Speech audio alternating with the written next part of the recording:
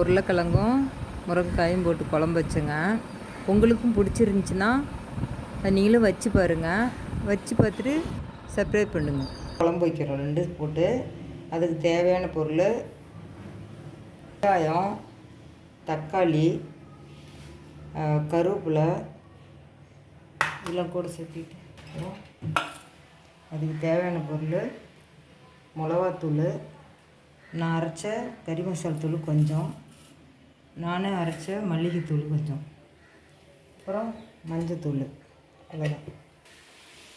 4 teaspoon எண்ணெய் ஊற்றிக்கலாம். 3 போதுங்க. கஞ்சி பெருசாக இருக்குது. 3 ஊற்றிக்கலாம். கடுகு எண்ணெய் போட்டுக்கலாம்.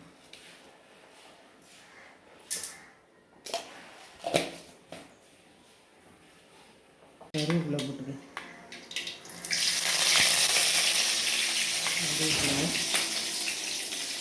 வெங்காயம்,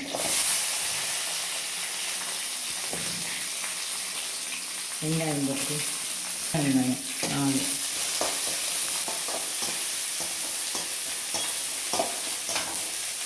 நல்லா வணங்கும்.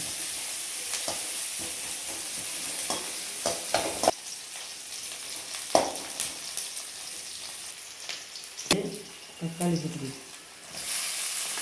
தக்காளி சின்ன தக்காளியே 2, பெருசாக 1 போட்டுக்கலாம்.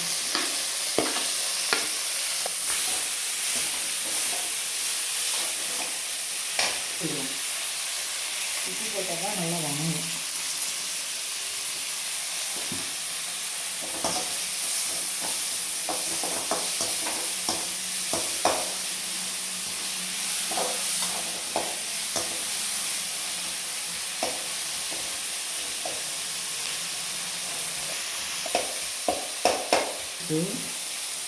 இப்போ உருளைக்கிழங்கு போட்டு கொஞ்சம் வணங்கி அப்புறம் முருங்கைக்காய் போட்டுக்கலாம்.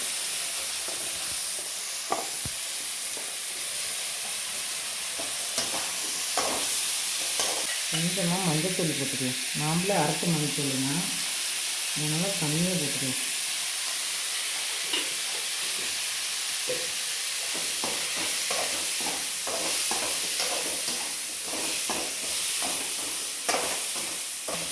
இப்போ முருங்கைக்காய் போட்டுக்கலாம். எல்லாம் தண்ணியில் அலசி வச்சாச்சு. முருங்கைக்காய் போட்டுக்கலாம். நல்லா வணங்கணும். வணங்கினதுக்கப்புறம் தான் தூள்லாம் போடணும். இன்னும் கொஞ்சம் உப்பு போட்டுருந்தா இன்னும் கொஞ்சமாக உப்பு போட்டோம். இன்னும் வச்சுருவாங்க. நல்லா வணங்கிட்டோம்.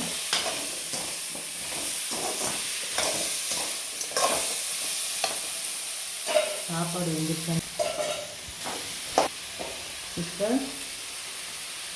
மிளகாத்தூள், நாமளே அரைச்ச தூள், கறி மசாலா தூள்,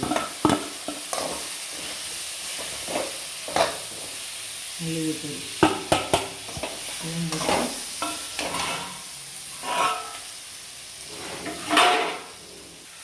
தண்ணி ஊற்றிக்கலாம்.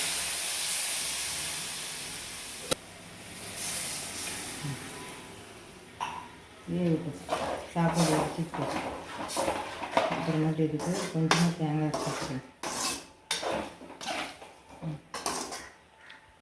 தேங்காயும் கடலையும் கொஞ்சம் கம்மியாக வச்சுக்கணும்.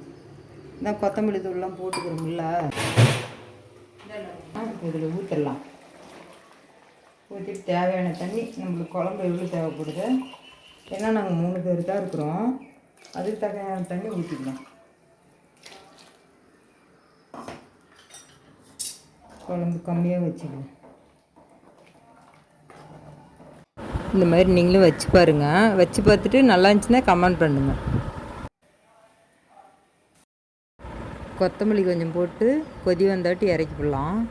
ஓகே, பாய்.